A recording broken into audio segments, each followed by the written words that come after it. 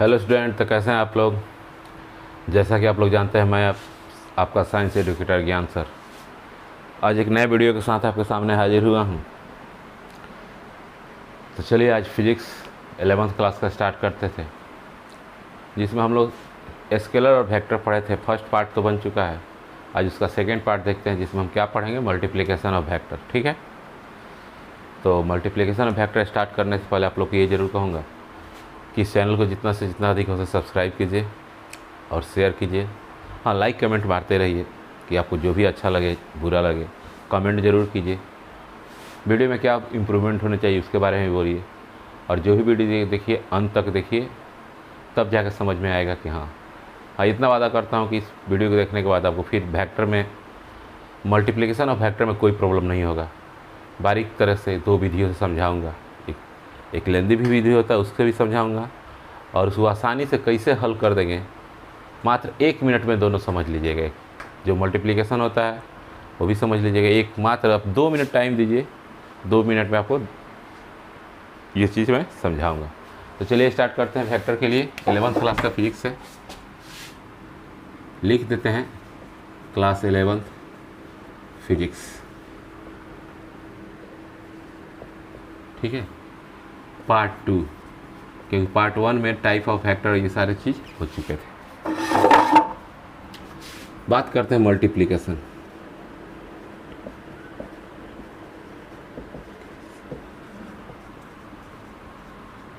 देखिए, multiplication of vector कहने का मतलब क्या है। मल्टीप्लिकेशन 2 टाइप का होता है। पहला होता है डॉट प्रोडक्ट, या इसको सिंपली डॉट से निरूपित करते हैं, या इसका दूसरा भी नाम है स्केलर प्रोडक्ट। स्केलर प्रोडक्ट, या इसको हिंदी में कहते हैं अदिश गुणनफल। ठीक है, पहला क्या हो गया, डॉट प्रोडक्ट, या उसको स्केलर प्रोडक्ट कहिए चाहे अदिश गुणनफल कहिए। दूसरा जो आता है उसका नाम है क्रॉस प्रोडक्ट। क्रॉस प्रोडक्ट ये इसको किससे निरूपित करते हैं, क्रॉस से निरूपित करते हैं। ये इसका साइन है, या इसको दूसरा नाम है वेक्टर प्रोडक्ट। अगर बात हिंदी करते हैं तो इसका नाम है सदिश गुणनफल।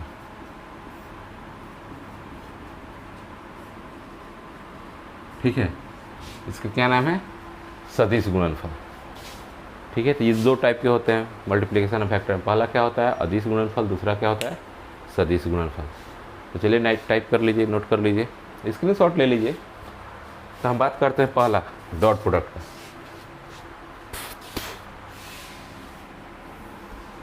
देखिए, डॉट प्रोडक्ट पढ़ने पहले कुछ बेसिक्स रूल्स हैं।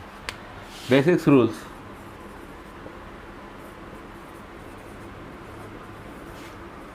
Basics rule of dot product. एक एक वीडियो को बारी बारी से, जब समझ में नहीं आए उसको रिवाइंड करके देख सकते हैं।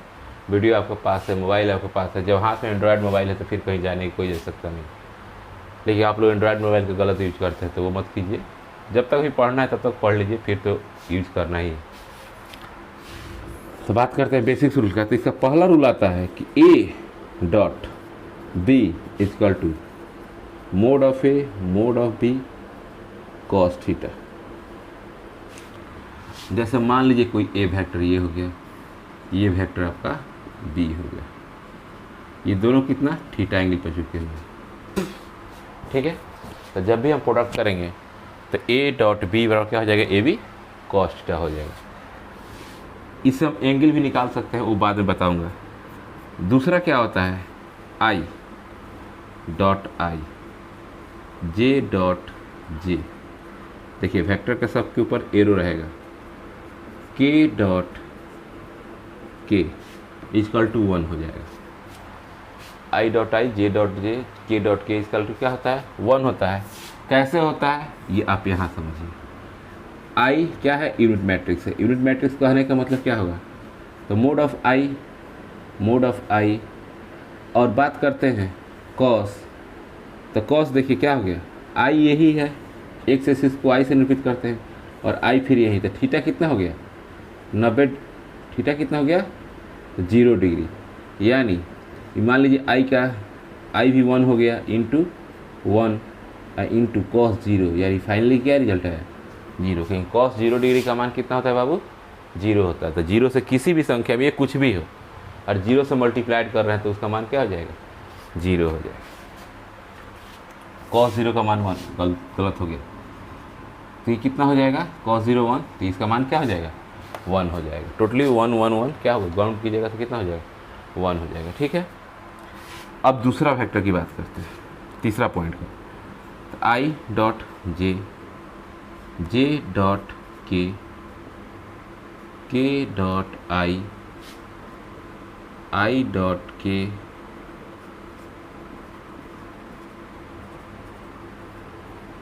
ये सारे के वैल्यू 0 हो जाएंगे।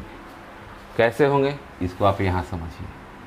आई डॉट जे तो क्या हो जाएगा mod of i mod of j, और यहाँ क्या हो जाएगा कॉस थीटा। तो आप जानते हैं आई जे था, ये आई होता है और ये क्या होता है जे, इन दोनों के बीच कितना डिग्री कोण है 90 डिग्री। तो आई मान लीजिए इसको जे करते में रखते हैं, तो कॉस 90 डिग्री क्या हो गया बाबू आई डॉट जे कॉस 90 0, यानी फाइनली 0। तो एक बेसिक जान लीजिए कि इसमें यही होता है कि सेम रहेगा तो 1 और डिफरेंट रहेगा तो 0। आई सेम है तो 1 हो गया, आई जे के एल माने ये मेरा सेम हुआ, आई डॉट आई हुआ सेम हुआ तो 1 और डिफरेंट हुआ तो 0। यही हमारा बेसिक्स है। ठीक है, तब एक क्वेश्चन लेके आपको समझा देते हैं। मिटा दे इसको, स्क्रीनशॉट इसका खींच लीजिए आप। ये जो एक्स्ट्रा चीज़ है उसको हम हटा देते हैं, ये जो एक्स्ट्रा चीज़ है हम इसको माइनस कर हटा दिए। तो ये आपका क्या हो गया बेसिक्स फार्मूला हो गया, जो हम क्या कर सकते हैं लिख सकते हैं। ठीक है, तो ये तीनों फार्मूला आपको ध्यान होना चाहिए, याद करने की ज़रूरत नहीं है, बस इतना याद रखिए कि सेम रहेगा तो 1 और डिफरेंट रहेगा तो 0। आ गया समझ में? चलिए इसको मिटाते हैं, एक क्वेश्चन की बात करते हैं। पहले मान लीजिए यदि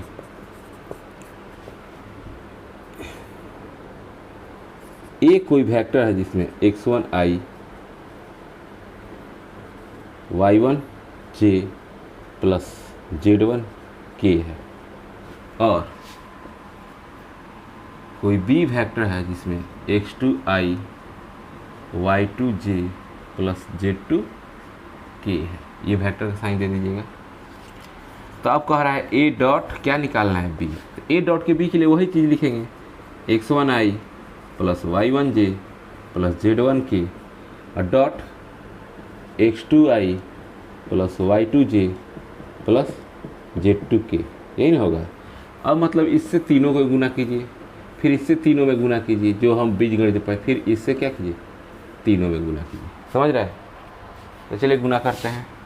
तो इससे इसे गुना करते हैं, x1 dot x2 i dot i plus x1 y2 i dot j plus x1 z2 i dot k plus पहला काम खत्म, दूसरा y1 x2 j dot i plus y1 y2 j dot j plus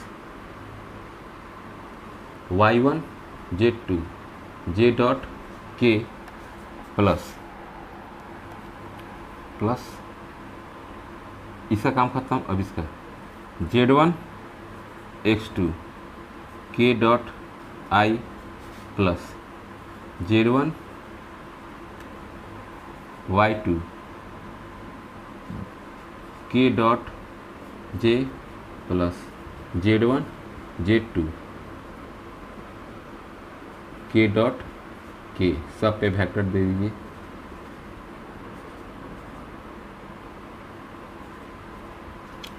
अब हम क्या format पढ़ाए हैं कि जो सेम रहेगा वो 1 हो जाएगा, तो इसका मान 1, और जो डिफरेंट रहेगा क्या हो जाएगा 0। तो ये भी 0 हो गया, ये भी 0 हो गया, ये भी 0 हो गया। इसका मान क्या आया 1, क्योंकि j डॉट डे है, इसका मान भी 0, इसका मान भी 0 और इसका मान भी 0। ये सब के सब क्या हो गए 0 हो गए। तो क्या बचा, ये बचा तो x1 x2 plus y1 y2 plus z1 z2।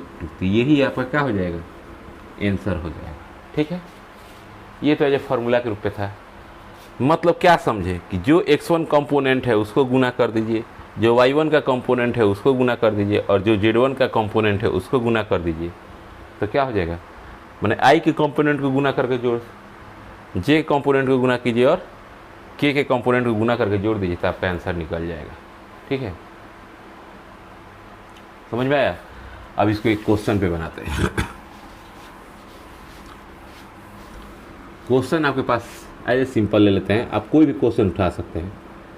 i plus 2j plus 3k, और मान लीजिए b वेक्टर दिया हुआ है 2i plus 3j plus 4k। ठीक है, तो हम क्या बोले हैं, ये फार्मूला क्या कहा था, इसको ध्यान दीजिए, x1 x2।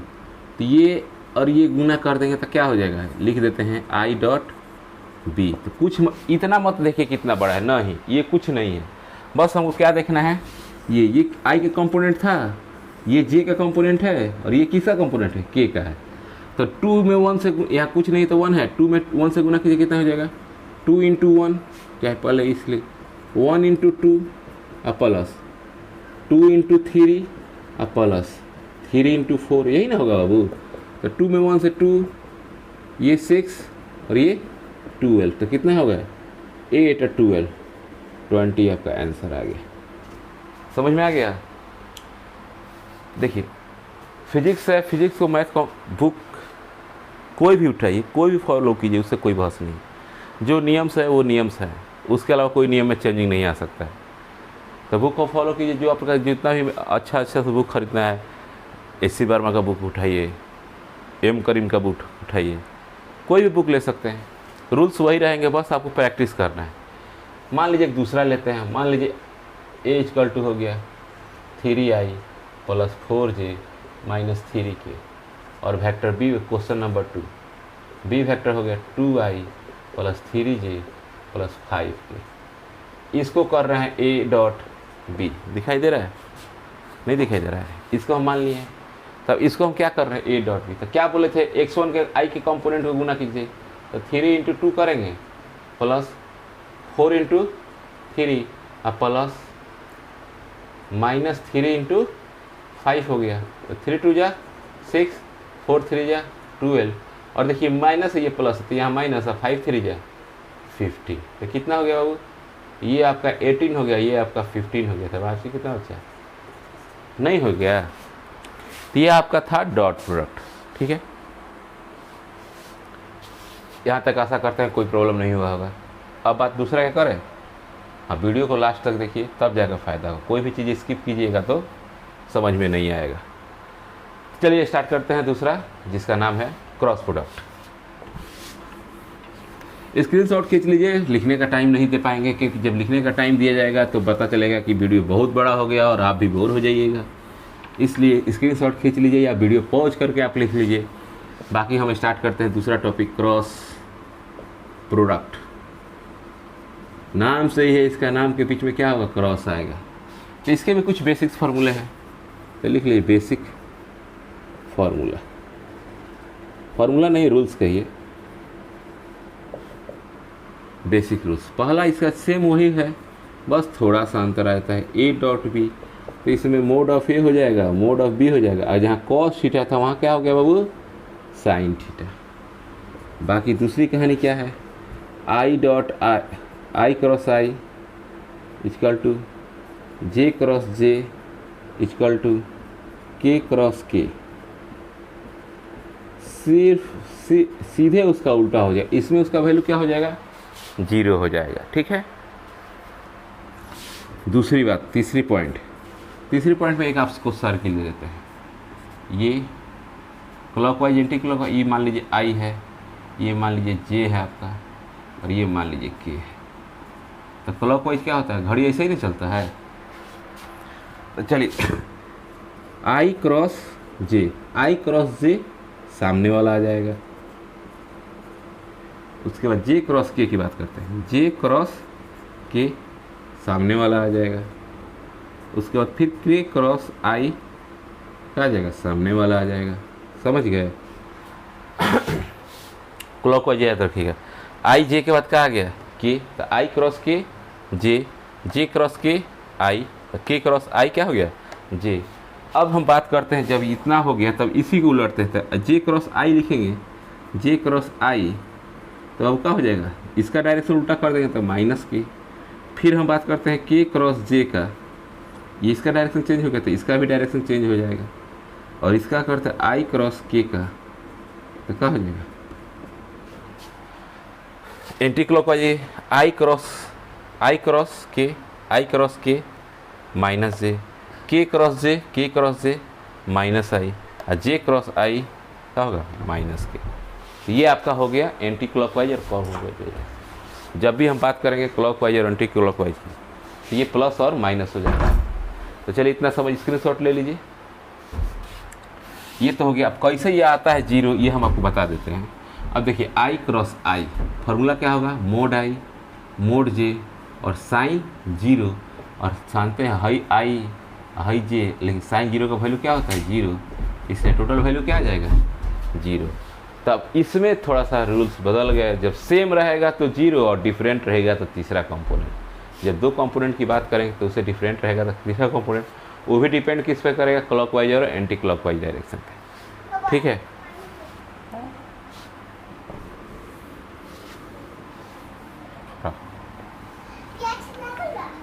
ना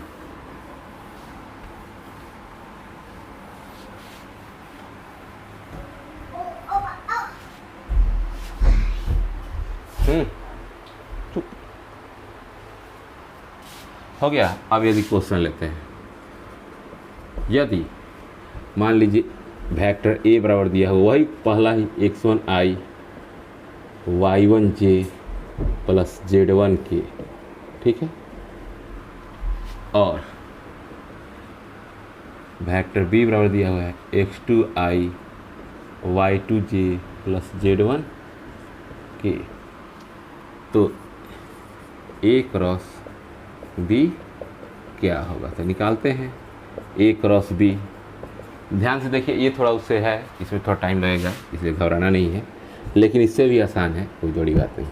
तो वही काम फिर करते हैं, जिस तरह x1 i लिख दिए, y1 j लिख दिए, z1 k लिख दीजिए, और गुना में क्या हो जाएगा, बोलिए, x2 i plus y2 j plus z2 k। ये आपको बताए थे ना, इस चीज़ को याद रखिएगा, i j और k।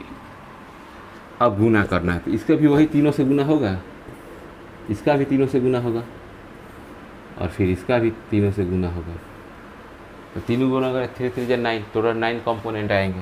तो 9 कंपोनेंट आएगा तो हम यहाँ से बात करते हैं, x1 इंटू x2 आई क्रॉस, डॉट नहीं, अब डॉट भूल जाइए थोड़ा देर के लिए, फिर x1 y2 I cross j plus x1 z2 I cross k plus y1 x1 x2 j cross i plus y1 y2 j cross j plus y1 z2 j cross k plus z1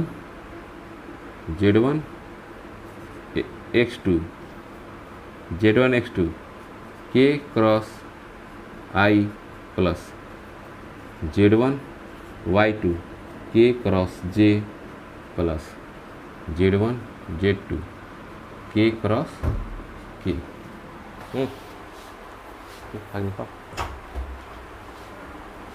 हो गया। तो अब इसको समझ लीजिए क्या आएगा,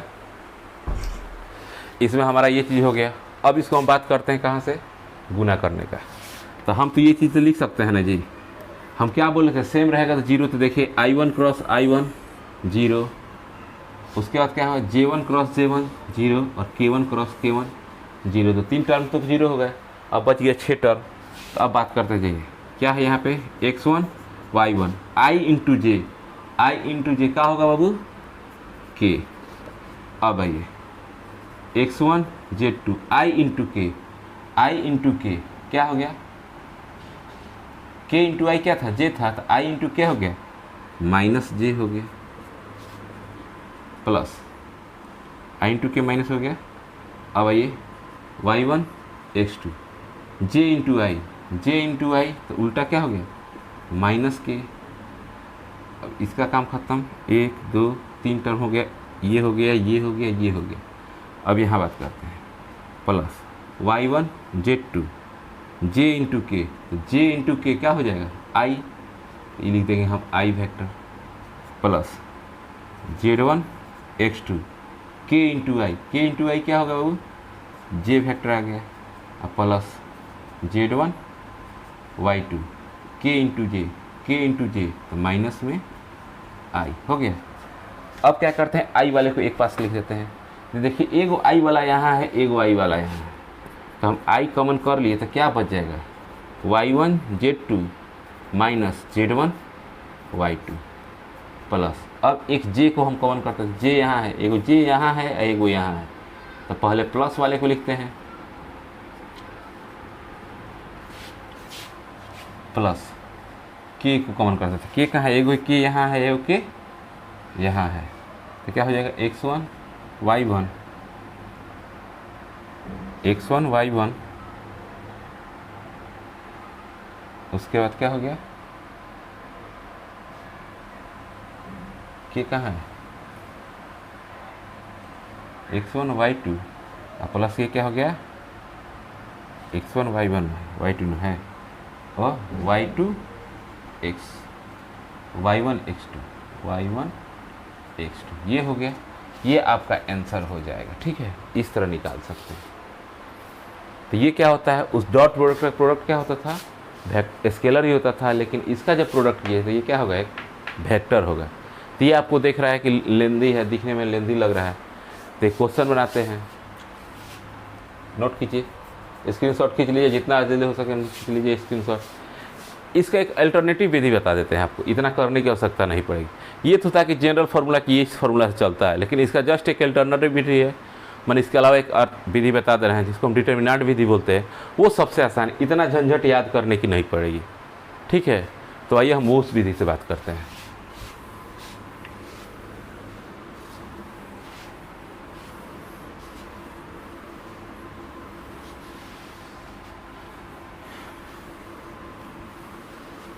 इस विधि को बस पढ़ाना है, सिलेबस में है तो पढ़ाना तो पड़ेगा ना, लेकिन इसको अपने विधि से बनाने का, तो चलिए एक वेक्टर लेते हैं i 2j प्लस 3k और कोई वेक्टर लेते हैं b 3i 2j plus 4k अपने से मान लिए। तो अल्टरनेटिव विधि में डिटर्मिनेंट विधि हम लिखिए, डिटर्मिनेंट मेथड।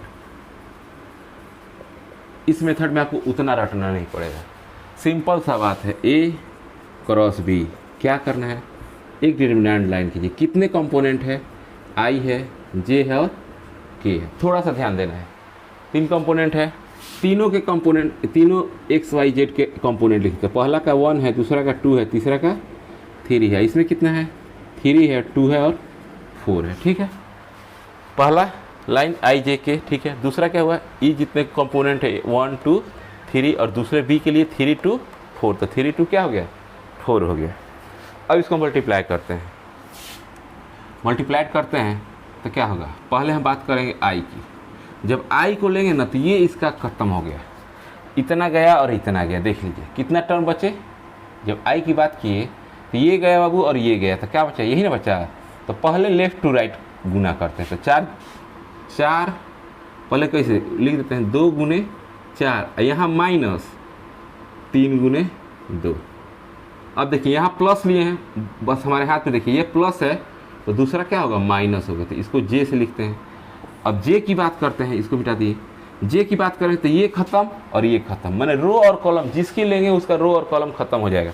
तो जे की बात की तो ये खत्म हो गया, ये खत्म, क्या बचा 4 में 1 से फिर यही तीसरा गुना, तो 4 1 इंटू 4 और माइनस 3 इंटू 3, और अब प्लस माइनस प्लस के की बात करते तो फिर वही रूल, ये ख़त्म, तो 1 इंटू 2 और माइनस 3 इंटू 2, तो क्या हो गया आई 4 दूनी 8, 3 दूनी 6, माइनस जे 4 और 3 3 9, और प्लस के 2 और माइनस 3 दूनी 6, यानी 8 में से हो गए 2i, सब वेक्टर रहेगा। यहाँ क्या हो गया माइनस है, और 4 में से 5 गया तो प्लस 5j, यहाँ -5 है, माइनस माइनस प्लस तो 5j, और प्लस क्या हो गया यहाँ -4, तो ये माइनस हो गया -4 के, नहीं बन जाएगा क्या इसमें? उतना देखने में लग रहा था गुना भाग ज़्यादा है, लेकिन इसमें क्या करना, कुछ नहीं, बस यही समझना है। और इसकी बात करते थे ये गया, इसकी बात करेंगे तो ये गया, इसकी बात करेंगे तो ये गया, हमेशा एक रो और कॉलम चला जाएगा। आई के लिए आई वाला रो कॉलम खत्म हो गया, बी जे के लिए जे वाला रो कॉलम खत्म हो गया, और के लिए के वाला रो कॉलम होता है। 2 में गुना करना है, लेफ्ट टू राइट गुना करना, पहले लेफ्ट टू राइट, पहले क्या कह रहे हैं लेफ्ट टू राइट गुना करना है, तो कर लीजिए। चलिए एक दूसरा, इससे एक और क्वेश्चन देते हैं। दूसरा मान लीजिए क्वेश्चन नंबर 2, इसमें इतना लंबा नहीं करेंगे, इसको और शॉर्ट बनाएंगे। ए बराबर दिया हुआ है 2i 3j 4k, बी बराबर क्या दिया हुआ है 3i 2j 1k। तो इसको कैसे डिटर्मिनेंट विधि से बनाएंगे? डिटर्मिनेंट विधि से बनाएंगे तो यही काम, क्या करेंगे, हाई लिख देंगे, इसको मिटा देते हैं। 2 एग्जाम्पल दे रहे हैं, इसको अपने से प्रैक्टिस कीजिए, आराम से बनेगा, नहीं बने। क्या क्या आई है, जे है और के है, इनके कंपोनेंट कितने हैं 2 3 4, नीचे क्या है 3 2 1 हो गया।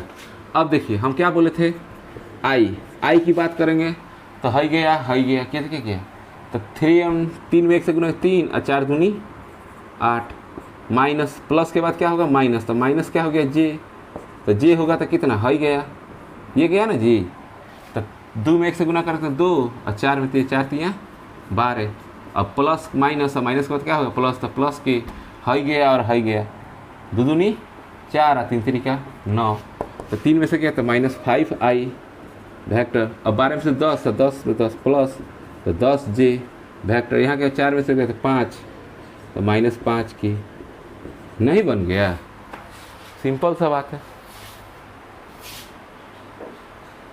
भारी है, कुछ भी भारी नहीं है, बस एक बार प्रैक्टिस की जाए। अरे क्रॉस प्रोडक्ट में उस चीज़ को भूल जाइए ना, लंबा चौड़ा क्या है क्रॉस प्रोडक्ट में, सीधे डिटर्मिनेंट में थे भाई, 1 मिनट में डॉट प्रोडक्ट और 1 मिनट में क्रॉस प्रोडक्ट, कहानी खत्म। चलिए स्क्रीनशॉट ले लीजिए। अगला एक टॉपिक बच जा रहा है इसमें का, जिसका नाम है एंगल ऑफ 2 वेक्टर।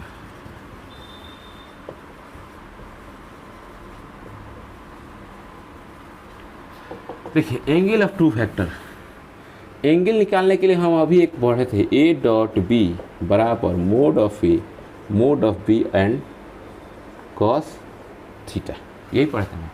तो सिंपली कॉस थीटा हमको निकालना है, तो क्या हो जाएगा ए डॉट बी और मोड ऑफ ए और मोड ऑफ बी निकालेंगे ना, यही ना एंगल का फार्मूला होगा। कहीं भी एंगल कहे निकालने के लिए तो आप कॉस थीटा से ही निकालिएगा, आसान पड़ेगा, क्योंकि डॉट प्रोडक्ट आसान पड़ता है। तो चलिए क्वेश्चन लेके उस पर एंगल निकालते हैं, अपने से क्वेश्चन मान लेते हैं। यदि ए बराबर आई प्लस जे प्लस के एंड और